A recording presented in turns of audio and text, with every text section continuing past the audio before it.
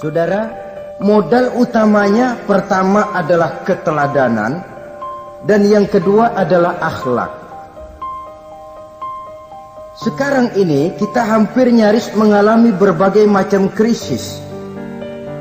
Yang paling santer kita dengar adalah krisis wibawa. Ada pak guru dicegat muridnya di jalanan, dipukulin karena nggak naik kelas katanya.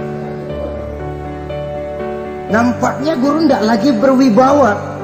Di satu pihak mungkin karena si guru tidak bisa digugu dan ditiru. Di lain pihak juga murid tidak lagi mengenal arti rasa hormat kepada pak guru. Nah, kenapa krisis wibawa timbul? Karena tidak ada keteladanan. Adapun Rasul, wibawa beliau timbul di tengah umat karena keteladanan ini. Apapun yang beliau ajarkan kepada umat, beliau adalah pelaksana pertama. Dengan kata lain, satunya kata dan perbuatan. Ini yang sangat diperlukan di zaman kita sekarang. Bukan cuma sekedar simposium, muktamar, kongres, rapat besar dengan keputusan bertumpuk-tumpuk kertas di atas meja, tetapi tidak pernah terrealisir dalam kehidupan. Yang kita perlukan adalah satunya kata dan perbuatan. Bahwa kalau itu yang diucapkan, itu yang diterapkan. Kalau itu yang diteorikan, itu yang dikerjakan. Keteladanan.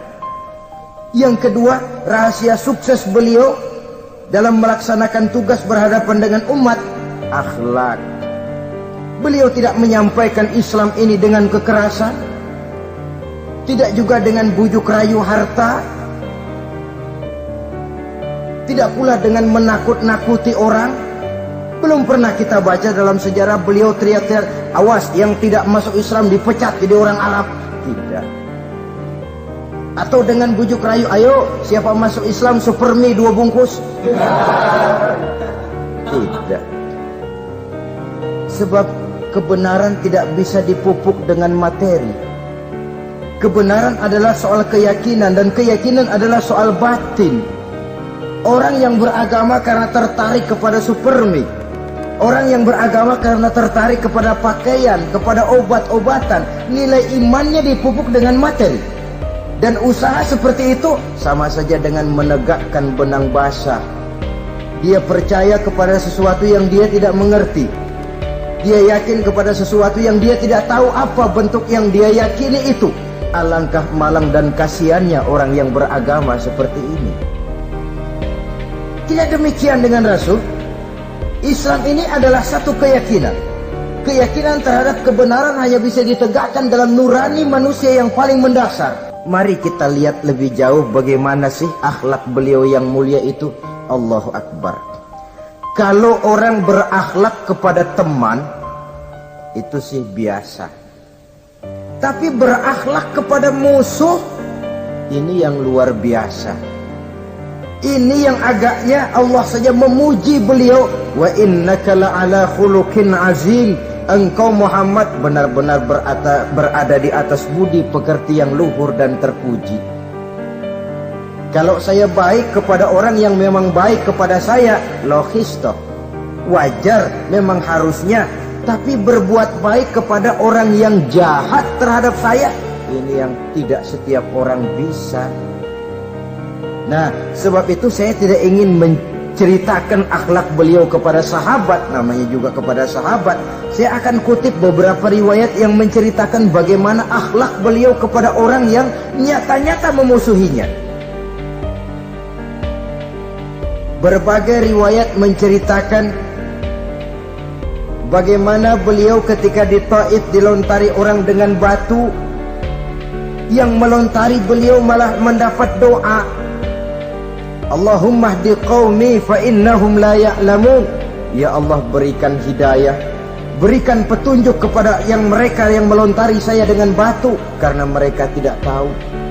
Kalau saja mereka tahu, mereka tidak akan melontari saya dengan batu. Ya Allah, berikan hidayah kepada mereka. Padahal ketika itu malaikat Jibril menawarkan jasa.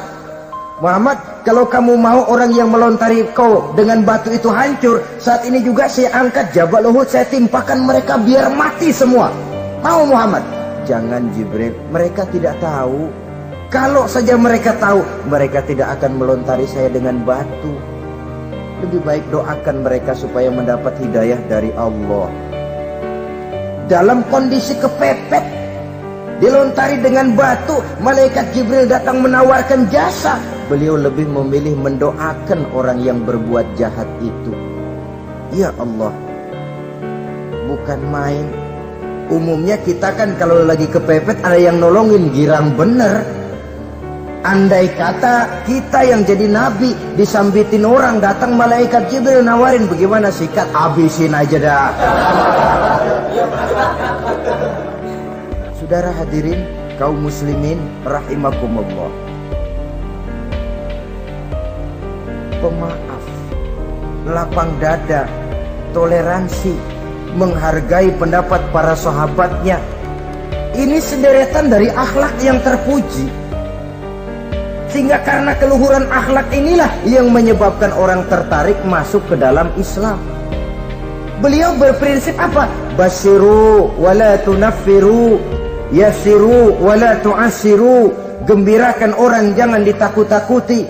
Mudahkan persoalan orang, jangan dibikin sulit. Ini kan satu prinsip yang sangat baik dalam melaksanakan dakwah, dalam menyampaikan misi.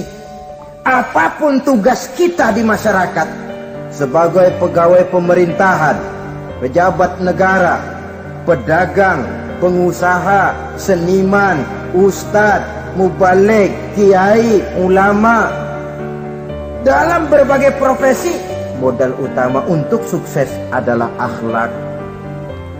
Sebab hati kita yang tahu cuma Allah. Orang lihat penampilan kita, orang lihat muka kita.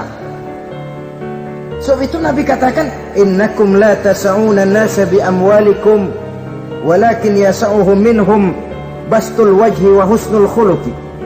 Kamu tidak akan bisa menarik simpati orang banyak dengan hartamu, tapi bisa kau tarik simpati orang banyak dengan akhlak yang baik dan muka yang senyum. Nah, Islam ini agama yang baik. Kalau disampaikan dengan cara yang tidak baik, sadis, memponis, orang akan lari dan jauh. Menyinggung, bukan menyentuh. Siapapun kalau tersinggung lari, tapi kalau tersentuh dia akan mendekat. Apaan lo Islam bayang begitu? Mikir nih anak, gue sembayang diomelin, mendingan kagak sembayang sekalian ketahuan. Saudara hadirin yang saya muliakan, ini yang diberikan contoh oleh baginda Nabi. Apapun tugas kita, pedagang utamakan akhlak, petani utamakan akhlak, seniman utamakan akhlak, mubaligh utamakan akhlak, pejabat negara utamakan akhlak, pelayan dan pengabdi masyarakat utamakan akhlak. Saudara hadirin yang saya hormati, kaum muslimin yang berbahagia. Jadi untuk sukses di masyarakat, untuk sukses di tempat tugas, modal utama adalah akhlak. Dan ini yang dijadikan contoh dari Nabi kita Muhammad sallallahu alaihi wasallam.